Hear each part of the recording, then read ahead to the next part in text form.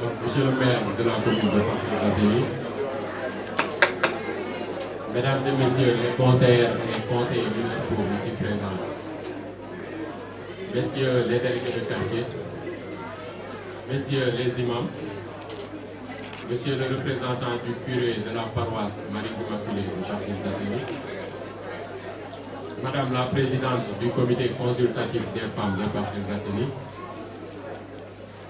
Madame la présidente du réseau des associations féminines de la commune de Parcelles Assainies, Mesdames les Badjanougok de la commune de Parcelles Assainies, Monsieur le président du conseil communal de la jeunesse de Parcelles Assainies, Monsieur le président de la zone 8B,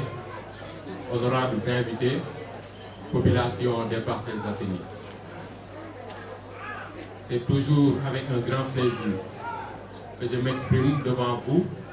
au nom du sous-préfet de l'arrondissement des Parcelles Assainies empêché, à l'occasion de cette importante cérémonie consacrée au programme Commune propre, quartier zéro déchet. Ces activités qui vont s'étendre du 9 juillet au 27 octobre 2019 s'inscrivent dans le cadre du programme Zéro déchet initié par l'État du Sénégal qui va permettre à la commune des Parcelles Assainies de jouer pleinement sa partition sur ce qui donnera certainement à nos collectivités territoriales un visage reluisant conforme aux vœux du chef de l'État, M. le Président de la République, M. Macky Sall.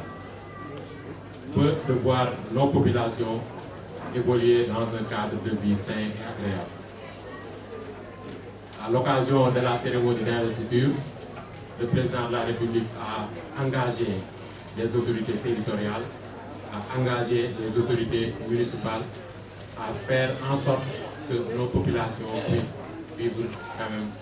dans un cadre de vie décent et dans un environnement idéal.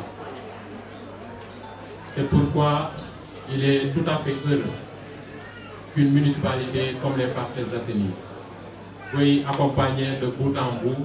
les populations dans ce programme qui est cher au chef de l'État. Je voudrais pour cela féliciter chaleureusement M. Moussa Sy, le maire de la commune de Parcelles Assainies. Je vous félicite d'abord pour la mobilisation exceptionnelle qui témoigne d'une part de l'engagement de la municipalité donc à œuvrer pour un cadre de vie agréable, mais qui témoigne également de l'intérêt accru des populations sur ce qui touche quand même ce concept de cadre de vie. Je vous félicite encore une fois de plus parce que je suis bien placé pour le faire. Vous ne cessez de traduire en actes concrets cette volonté politique du chef de l'État d'assurer un cadre de vie agréable. Je ne cesserai jamais de le répéter. Vous menez toujours des actions de lutte contre l'insalubrité. Vous avez compris à juste titre le sens des articles 106 et 305 du Code général des collectivités territoriales qui fixent les attributions du maire et du conseil municipal dans le cadre de la salubrité, la gestion des déchets et plus globalement le triptyque sécurité, salubrité, tranquillité. Aussi voudrais-je profiter de cette occasion pour inviter les Badjanougok, les délégués de quartier, les conseils de quartier, les comités consultatifs des femmes, les APDC, les délégués de marché, le conseil communal de la jeunesse, les ASC, bref, tous les acteurs communautaires qui interviennent au niveau de la municipalité des Parcelles Assainies. Je voudrais profiter de cette occasion pour vous inviter à sensibiliser davantage les populations à la base sur les avantages d'un environnement sain et sur la nécessité pour ces populations-là de changer de comportement à l'intérieur comme à l'extérieur des maisons. En vous réitérant notre disponibilité, M. le maire, à vous accompagner et à accompagner la commune des Parcelles Assainies, je déclare officiellement lancer les travaux préparatoires donc, au programme de nettoiement, au programme commune propre quartier zéro déchet initié par la communauté Parcelles Assainies. Je vous remercie de votre donc léegi ñu tënk waxtaan bi ñu ñaan comme ça ñu yeewi nit ñi mu fàttali rek Père Marcel yónnee na fi représentant mooy curé paroisse Marie Immaculée donc ak yeneen association yi fi teew yëpp les associations communautaires de jeunesse ma leen di féliciter yëngu ci quartier yi di defal nag mention spéciale jigéen ñi Sénégal léegi li des rek mooy ñu am présidente jigéen présidente de la République loolu moo des mais jigéen ñi moom ñoo mën góor ñi ba ñu sax sonn jërëjëf loolu nekk na sax débat waaw ah président Albouri ñu ngi remercier waa CAPA gis nañ seen mobilisation ñu ngi leen di féliciter et toutes les autres associations ñu bëgg ñëpp jàpp loolu donc tey la ñu def ak sunu sous-préfet donc lancement travaux yi donc samedi bi di ñëw le 13 dañu bëgg a tàmbali liggéey bi samedi 13 ñu ngi jëm unité 8 lañ jëm unité astafurlah bala unité 14 lañ jëm unité 14 mooy njëkk a déposé comme xale yi njëkk a def voilà ki tapé mooy juum ko donc le 13 ñu ngi jëm unité 14 mooy samedi donc délégué Mamadou Bachir Diawara suba incha allah ak alxamis bëgg nañu ànd ak yow ak équipe bu mairie bi ñu visité quartier bi jox nañu benn PV bind nga ci yenn jafe-jafe yi am dinañ ñëw def ak yow circuit bi programme bi bu desee ñaari fan moyens yi nga xam ne yor nañ ko mooy t-shirt nga xam ne waa quartier bi moom dinañ la ko jox mais jàppal ni boo jógee fi tey rek war nga convoqué quartier bi comme ni ñu def nii war nga convoqué waat jeunes yi convoqué conseil yi fa dëkk ASC bi groupement bi imam yi bu ñu ñëwee ñu ànd ak yéen wër xool yan oto la ñu mën a jël yan graval la ñu mën a jël fan la ñuy désensabler fan la ñuy nettoyer dafa am chronogramme liggéey bi bu ñu ñëwee dañuy tas ay équipe bu ngeen mënti toll ak ñun ni ñuy indi si ay nit bu ñu ñëwee dañuy seddoo liggéey bu heure bi jeexee dañuy arrêté après yéen waa quartier bi ngeen continuer beneen jour wala beneen jour mais ñun lu suñu war ñun daal dinañ fexe incha allah bu ñu yàlla dimbalee 9h30 rek 9h la ñuy jox rendez-vous nit ñi fii délégation dem dinañ fexe 9h30 rek ko bëgg nañu au plus tard 15h liggéey bi arrêté parce que camions yi ñuy jël ak matériel ñoom 16h la ñuy wàcc donc au delà de 16h ils travaillent pas parce que aussi ay contrat ah donc lépp luy matériel ñu war ko indi boo xam ne yéene ko moom dinañ leen ko indi teg ko sa loxo 48 heures avant li nga xam ne ñoo koy indaale chaque matin fii la ñuy départ ak suñu convoi fekk si leen saa yi ñëw dinañ ànd ak minimum 100 personnes man saa yi muy jóg ak sama tenue dina ànd ak 100 personnes yu ma bëggee fekk la sa biir quartier incha allah donc le 13 donc mooy unité 14 dimanche dañuy dellu si mairie bi pour defar fourrière bi yaatal ko pour oto yi ñu war a indi ensuite wàññi bagage bi def 6 mois loolu santaane ensuite jël tali bi ba gaar ba ñu nettoyé waat ko marché bi curé régal yi incha allah loolu mooy samedi parce que dimanche si ngoon dañuy jàpp ni suba la Sénégal di football incha allah yàlla na yàlla may ndam bu ci jógee demi-finale yi dimanche la waat donc moo tax dimanche daf ñu programme quartier pour bañ sonal ñu ah donc moo tax dimanche nag agent yi ñoo yem fii la ñuy yem nettoyé diggante gare routière bi ak mairie bi yaatalaal fourrière bi ak terrain bi pour tout ce qui est fourrière. Maintenant le 20 juillet ñu ngi jëm unité 9 samedi 20 juillet 9 la ñuy def unité 9 d'abord 9 samedi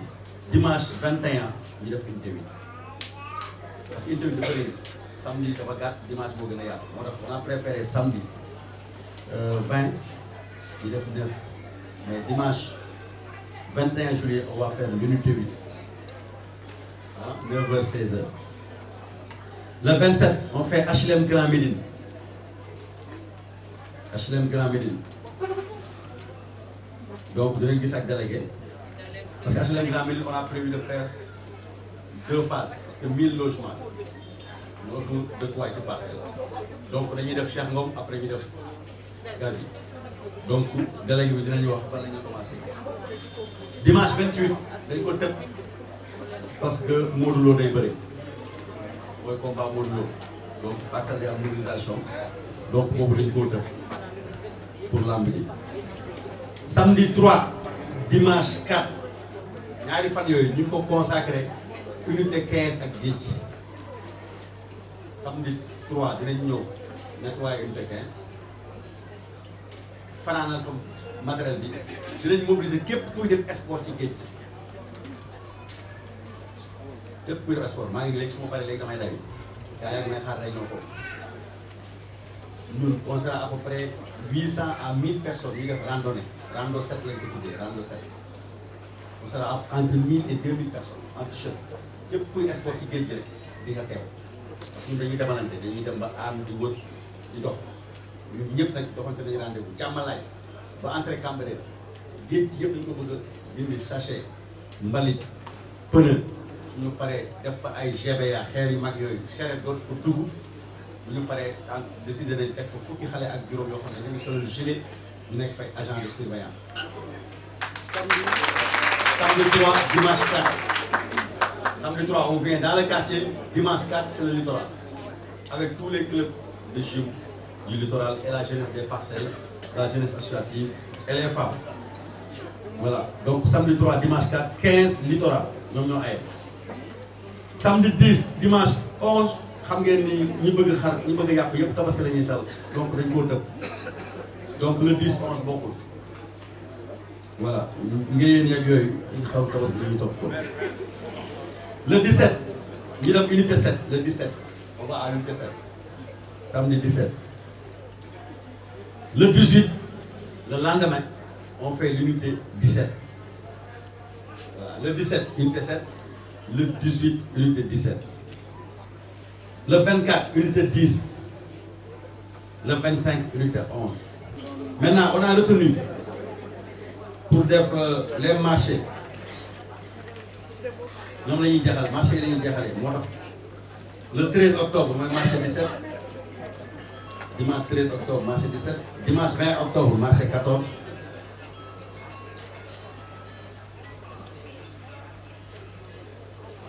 dimanche 20 octobre marché 14 dimanche 27 samedi 26 marché 11 dimanche 27 marché Dior waaw ñeenti marché yi la ñuy tëjee maintenant yeneen unités yi bàyyi nañ leen fi ay dates yu libre yoo xam ne boo leen ñëwee entre 22 septembre ba mi octobre date yooyu kenn jël ko pour unités yi des 7 unités yi des waaw ay 13 19 20 les retardataires les grands retardataires non préfet wax na ko mais il faut ñu leen ah il faut ñu lire leen 20 13 man 11 bu tardé woon dama naan 11 laa tardé man 11 laa def ah ak ban encore man moo tardé waat 20 daa tardé 19 daa tardé 13 daa tardé ah 15 moom littoral doo ko yóbbaale à peu près ñooñu la am defe naa waaw mais lire naa ko voilà ngeen góorgóorlu ci loolu bon fi may jeexalee waxtaan bi mënul ñàkk il faut ñu wax ko après ñu ñaan mais dama bëgg a délégué yëpp boo leen delloo ngeen wootewaat ay réunion li ñuy def action citoyenne la tudd république la préfet moo ñëw président bu doon réunion politique ñun politiciens ñoo fi daje woote ci ay coalition wala ci ay parti ay benn bokk yaakaar wala ay FRL yooyu lii affaire u quartier affaire u citoyenneté commune bi moo jóg ak état bi di lancer programme wax naa leen samedi dimanche président mi ngi jëm kaw la bëgg Sénégal yëpp def loolu ñu bëgg yéen délégués yi aussi boo leen demee ci quartier yi ngeen woo tous les leaders d'opinion sans exception bu leen toppatoo tax dinañ ñëw wala ñëw def leen seen wareef mooy ngeen woo leen réunion ngeen woo bàjjenu gox woo président ASC bi nekk indil délégation réunion yi ñuy def ni imam Baye Modou ñu ngi leen jéggalu dégg nañ li nga wax jàpp bàyyi nañ ci xel yàlla def na nag dañoo déggoowul ci heure bi maa ngi ñuy woote parce que man takkusaan laa bu ñu jullee takkusaan ñoom ñu woote 16 heures donc yéen ay kilifa ngeen da ngeen di jiite julli ñu teel leen indi fii mais bàyyi leen ci xel pour réunion yi di ñëw incha allah voilà yàlla na yàlla dimbali ba loolu dootu amati mais délégué yi fexe leen ngeen woo nit ñi di préparer rencontre yi maintenant ku ñëw baax na ku ñëw ngeen xam naa ku ñëw mais bu kenn ne yëguma boo leen amee conseil municipal ci quartier bi yëgal leen ko ñun dinañ leen ko yëgal am nañ vendredi conseil municipal dinañ leen informer liiral leen programme boo leen amee ASC notable képp bu leen xeeb kenn woo leen yëpp ne leen dañuy ñëw pour defar quartier bi ku nekk ci liñ ci bëgg a participer nga participer mais na seen jaan wàcc bu leen kenn jam bu leen kenn jam bu leen ko nangu maintenant ku bëgg a ñëw bale moom daa mel ni quartier yi ñu naan nañu cotiser ñu garder quartier bi da ngay gis borom alal am këram ne moom ñu cotiser ñeneen ñi di ko cotiser ñu ngi garder këram loolu moo fi am loolu chaque jour ñu gis ko donc citoyenneté kenn du ko forcer nit ku nekk yow yaay engagé wu mais nañu yëgal nit ñi nañu suñu bàyyi imam yi dimbali ci xutba àjjuma ak benn yoon par semaine ci julli yi benn yoon fajar benn yoon tisbaar benn yoon timis benn yoon takkusaan benn yoon gée ci semaine bi fii ak samedi ñuy commencé bu ku nekk su pré délégué bi bu semaine am jotee mu ñëw wax imam ah semaine bii ñu ñoo aye mu bàttani ko bilaal bi def noonu naayim bi def noonu suñu jaan wàcc na forcé wuñu affaire bi amul forcé duñu forcé déedéet dañuy def suñu wareef was lu àq liggéey xam ne nag ci jaamu yàlla bokk set ci jaamu yàlla bokk donc loolu daal lañ ko jàppee buñ ko defee incha allah yàlla dinañ jëmale loolu ñu ngi leen ciy xaar yéen délégué yi ngeen jàpp ci ngeen taxaw ci loolu woo coin yëpp ku nekk ngeen ne ko ñëwal kaay ñu waxtaan ngeen préparé rencontre buñ ñëwee ñu visité ak yéen ne dinañ def lii dinañ def lii dinañ def lii balaa ñoo ñëw suñu commission bi dina ñëw mboose dina ñëw ànd ak waa DST joxe ay sommation fekkee borom oto bi dafa oto bu màgget la xam ne fu mu koy yóbbu mu yóbbu ko bu ko bëggul yóbbu nag jour bu ñëwee di ko jël amatul intervention c'est-à-dire que ñun mënuñu dem louer camion 200 000 pelle mécanique 250 000 fourchette 300 000 plateau 100 000 ñu ñëw ba bés ba bu liggéeyul ñun dañuy fay ñu bëgg a jël oto bi bàyyi bi daal non père jàpp ci non jàpp ci non amatul jàpp moom kay na jël balaa bés bi ñuy ñëw comme ça ñun ñu bañ a dépensé xaalis ñun loolu ñu gënal amuñu yéene pour ñëw jël bagage jàppul mais yow oto boo xam ne dawul carcasse la épave la tilim na salte na ay lu nekk ngi ci suuf lu nekk kañaa ngi ci jinax ngi fa jiit mi ngi fa xale yi dañ ciy dee léegi dañ ciy dugg te ñu foo ci gaañu mais loolu ay weer ñu topp la jël oto bi mën naa joxe quartier yu bëri on a recensé 275 épaves sama agent yi recensé nañ unité 7 ba 26 275 épaves ak oto yu fan ci mbedd yi fan yii rek diggante mars man ak préfet ak adjoint ak commissaire jëloon nañu fii ci kii bi ci bayaan bi parce que 80 véhicules su ma juumul mboose ay 15 oto ñoo fi des 11 voilà nee na ma 11 mi ngi gën a taxaw nee na ma 11 moo fi des pelle mécanique sax mi ngi fi pelle mécanique yi jëlee nañ ko fële ak fourchette 20 tonnes indi ko maa ngi ko teg fii 252 000 euros pour jël oto bi bu fi defaatee semaine maa ngi ko yóbbu fourrière bi nekk ci Diamniadio su mu demee dañ koy dagg def ko ay pièces dañ koy dagg camion citerne mi ngi gën a taxaw 2 voies yi la ko sànni woon def na fa at bi pénurie ndox mi jeexee la ko jël sànni ko foofu da doon liggéey xaalis 30 000 la woon voyage mu pare rek mu sànni ci tali bi ñëw na fi chaque jour mu ne ma may ma ne ko may ma la da ngay fay 250 000 dem ko man damaa fay pour indi oto bi man tamit may fay pour ma jël sa oto amul sentiment bu kenn ne xam naa maire amul conseiller amul adjoint amul xaw ma kenn non soit du liggéey wala ñu bàyyi ñun ñoo ne ñaax la jëlee sa oto jëlee sa oto jëlee sa oto jël mais benn effort bu mu ko def pour jël oto bi am na ñoo xam ne dañuy fekk si mbedd bi sax nee leen am naa fii bayal bu ñuy denc oto yóbbu sa oto ñu bañ dañuy bañ loolu maa tey la nag donc liggéey bi daal délégué décidé leen soit ñu def ko boo leen bëggul ñu def ko ñu bàyyi noonu quartier bu mel noonu non ñun du ñu ñëw forcément du ñu leen gën a bëgg lu baax man d'accord naa suñu waa quartier jóg ne maire ñun daal bàyyi ñu suñu quartier bàyyi ñu ko nii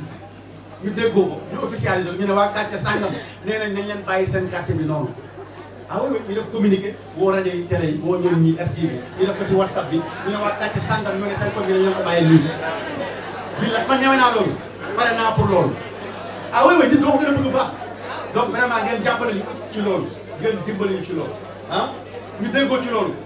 képp ku ñu war a sensibiliser ku ñu war a ñaax nañ ko def balaa bés ba mais xaar ba bés ba nit ñi mobiliser wu sonn war a dindi nga naan non may ma yóbbu ko dama ko fàtte woon dama tukki woon loolu dafa yomb dinañ ñëwaat nag balaa quartier bu nekk dinañ dellu si waat defaat loolu mais su nga bu ñu gisee ay cas dañuy bind préfet bind commissaire bi ne ko ñi ñoom dañoo bañ bés ko bu ñëwee dañ ko yóbbu par force ak lu coow li bari dinañ ko jël donc loolu ñu ngi leen ciy ñaan terewul ni kenn jaay booy jaay da ngay bale di set da ngay bale di set di tuuri mbalit mais bëgg a jaay ci mbedd bi tànn sa doole am xaalis wala ci koñ bi di def lu la neex loolu tegul fenn doo bale doo nettoyé encombré koñ bi kenn mënul jàll non dañ koy dindi loolu yëpp dinañ ci waxtaan ak yéen ngeen waxtaan ak seen waa quartier parce que yéen yëpp li ngeen bind fi gis naa ko de yéen a ko bind man binduma ko man ñëwaguma ci quartier am na quartier yu ma xam nag mais li fi bind moom yéen a ko bind yéen a bind lépp lu ñuul seen quartier yi bind ngeen ko fi en tout cas ñeen nekkul seen kër yi donc fu may jeexalee pour nit ñi yëg ko bu xewee ngeen xam ne ñun ñoo ko def ak fan lañ ko teg suñu paree ñu ñaan conseil municipal am nañu avant dinaa ci waxaat dañu am ay cantine fii yu wër stade bi 71 cantines la 71 am na ñaari guichet juróom-ñaar fukk ak benn 99 la Tete Gueye bi wote woon conseil municipal tabax ko jox ko ku ñuy wax dem si yàlla El Hadj Omar ñaan mu tabax gars yi am na léegi presque ñaar fukki at adduna di dox ba stade bi ñu tabax ko milliard 300 millions muy am 5000 places assises mooy ñaata juróomi junni toogu loo xam ne ñii dañuy toog boo ñëwee da ngay toog wax ma ñi taxaw de chaise couleur vert jaune rouge ñu xam ne léegi sécurité bi mooy cantine dafa war a dégg ñetti at topp naa borom cantine yi di leen ko wax naa leen préparé leen waaj leen cantine yi day dégg parce que man 2500 places laa yemoon parce que stade bi sama projet la man maa ko xalaat boobu maa ngi nawetaan maa ngi ñoom waxaat yi maa doon seen président 2006 2007 bu bëgg a jiite dëkk bi am ci yéene ma dem gis benn architecte tudd Émile Diouf Oscar mu nekk Point E mu indi ko fi moo technicien mu xool mu defal ma plan mooy plan bi ngay gis si photo ba léegi sama plan la maa ko def projet boo leen gis fii si Parcelles maa defal plan ba ci hôpital Parcelles bi ngeen gis maa ko def étude bi maa ko defar maa ko fay sama vision la saa wul fóot boppam yàlla def ma tàmbali 2014 ba 2016 Diop si moo ko yoroon UDE mu am ay jafe-jafe am retard 8 mois président 16 juillet 2016 conseil des ministres ca Pikine Mbaye Ndiaye wax ko stade Parcelles bi dañu am ay jafe-jafe pour mu yegg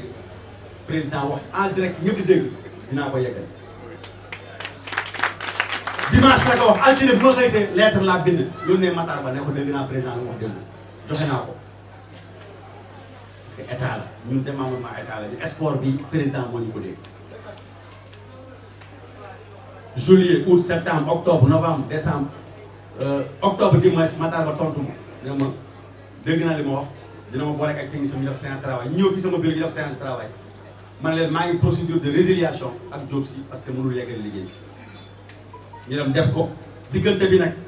octobre novembre décembre janvier Diop si dem tribunal ne d'accord dinañu arrêté contrat bi ñu dem foofu yàlla may ñu dëkk mooy wax Matar Ba ne ko léegi affaire bi jeex na féete na boor nu ngeen yeggali mu ñëw fi le 3 juin def pose première pierre pour yeggali ba stade bi fi mu toll tey jii projecteurs yi lampe yi taxaw na gazon baa ngi ci biir lampe rek moo des tapis la tapis bu gazon buy sax tapis la bu ñu defar fukki at lay duré chaise yi indi nañu presque 3000 yi teg ko ci kaw tribune yi am nañu des ci suuf tribune démontable bi mur bii ngeen di gis nii man maa ko xëcc delloo ko si ginnaaw gënoon na avancé bi maa ko delloo si 7 mètres ci ginnaaw parce que fii tam day am tribune bopp bi ne le ci bopp centre foyer Demba Dia bi ba ci angle bii nii day am tribune buy am fii 1500 places ay toogoom ñu ngi ci foyer bi ci ay kees booru kappa bi yëpp gis ay kees yooyu ay toogoo ci nekk vert jaune rouge donc dañoo toll si jamono ñu ne ñu sécurité stade bi cantine yi daa war a dañ mu am parking am sécurité yaatu pour kenn du buuxante kenn du daanu jéyee du fi am loolu nag yoon la fa wax ni préfet Dakar moom rek moo am sañ-sañ taxawal commission moom préfet sous préfet bi nekk fii man maire commissaire central mairie Dakar environnement cadastre domaine impôt urbanisme ñëw fii xayma cantine yi ñaata la seen njëg ñaata la defar PV woo seen borom ñu jox leen chèque ne leen dem leen fayagu leen libéré place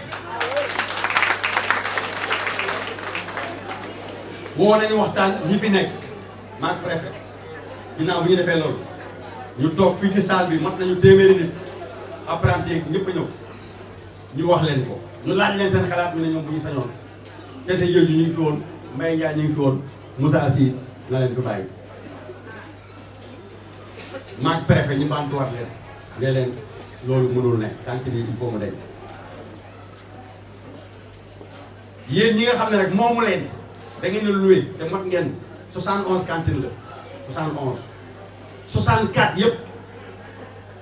dañoo loué moomuñu juróom-ñaar rek ñoo ci moom ba pare teg fa seen jarbaat wala seen jabar wala seen benn xarit wala seen benn bopp ñuy jaay. comme ngeen da ngeen a loué wax leen man nan laa leen dimbale man maire ak conseil municipal pour seen dem yomb ñu jëlaat kàddu ne kenn mooy wax ne loolu yëpp bëgguñu ñun des fi la ñu wax. préfet nee leen loolu day gàtt tey may nañ leen ngeen dem waxtaan fii ak semaine ñu mayaan fukki fan ñu may leen fukki fan ñu dem waxtaan ñëw ma recevoir leen ñoom ñëpp ñi moom ak ñi moomul ñu jëlaat benn nit jox ko kàddu ne ko kooku ne ma dañoo bëgg nga jox ñu këyit bu wane ne dañ fiy jóg buñ fi jógee aussi nga wax ñu lan moo fiy nekk. ma ne leen loolu kese la amul keneen ku mën a wax li ma leen wax nag pour ndimbal li ma leen bëgg a jox ñu ne ma loolu yëpp soxlawuñu ko ñun daal dañoo bëgg nga jox ñu këyit boo wane ne fii dañ fi war a jóg nga waxaale ñu buñ fi jógee lan moo fiy nekk. xam nga tubaab laa ne wax olof bu leer man tamit ma saytu préfet ak sous préfet ak li yoon wax ma bindal leen këyit boobu mi ngi tudd sommation ma bind ci droit ne leen fii stade la cantine yi moo fi fekk stade bi fekk ku fi cantine yi ci plan cadastral u parcelle dañ ne woon fii stade la fii église la fii foyer la woon mairie parcelle moo ko moom si ASITEM la bokk moo tax fee ma doon foyer ba léegi maa ko raase tabax ko fii ñu tagg fi tabax fi mairie parcelle parce que mairie parcelle 96 la juddu dafa dabee fii SDE la fii poste la fële marché la Maam Abdou ACAPES mairie bee ko moom terrain 22 mairie bee ko moom centre socio-culturel mairie moom sapeur yi foofu sapeur war a fee gaar la war a nekk leneen lu koy changé conseil municipal bi day délibéré wala président jël décret ñaari yooyu rek ko mën a changé leneen loo fi def rek préfet mi ngi ni toog mën nga maa bantu mooy mën nga maa gàgganti wala mu jubanti ma mooy changement de destination la tudd wala détournement d'objectif donc ñoom bu ñu taxawee naan tey stade beneen fekk loolu ay caaxaan agression yi bari woon fii coow li bari woon fii ak salte yi bari woon fii Tete Diedhiou moo woote réunion ñun sax je me rappelle ñun waa PDS d'accord ci woon coow lu metti la woon bu ñuy voté pour ñu tabax cantine yi coow lu metti la woon ñoom Adja Fama ngi nii ay conseil la woon ñun dem na bokkoon Tete Diedhiou mairie fii 96 2001 coow lu metti commissaire Kémo Sané moo ñëw pour ñu voté Kémo Sané commissaire moo ñëw fii pour ñu voté donc loolu démb la ah 96 ak léegi ñaata at la yàgg na donc ci loolu bu ñu waxtaanee ba jubóo ñoom ñu ne d'accord ci loolu ñu yónnee leen sommation bi ajjuma ba li passé laa leen ko yónnee ajjuma bii lay def une semaine may nañ leen fukki fan ak juróom ku nekk jël sa bagage génne cantine PV bi ku nekk dina wax ñaata million ngay am ñi moomul nag xam nga man woo naa leen wax leen lan ngeen wax leen ma lan ngeen bëgg ma woo conseil ñu jël xaalis jox leen ñu ne bëgguñu mënatuma si ñoom dara ci mbedd laa koy wax ci micro ci internet bi leneen loo leen dégg ci mbedd bi rek ay waxu caaxaan loolu laa newoon tey il faut mu wax leen ko ngeen dégg ko ngeen xam ko ah vraiment mënu woon ñàkk parce que wax bi bari na coow li bari na sos bi bari na mais loolu mooy dëgg bi li may wax yëpp nag sous-préfet bi ngi toog incha allah autorités yi dinañ ci taxaw maa ngi leen di gërëm di leen sant donc demain 14 on va prendre contact avec vous dinañ convoquer délégué yëpp comme leen seen programme ñu ngi leen di gërëm di leen sant boo leen delloo incha allah ngeen defal ñu ñaan ci programme bi imam defaatal ñaan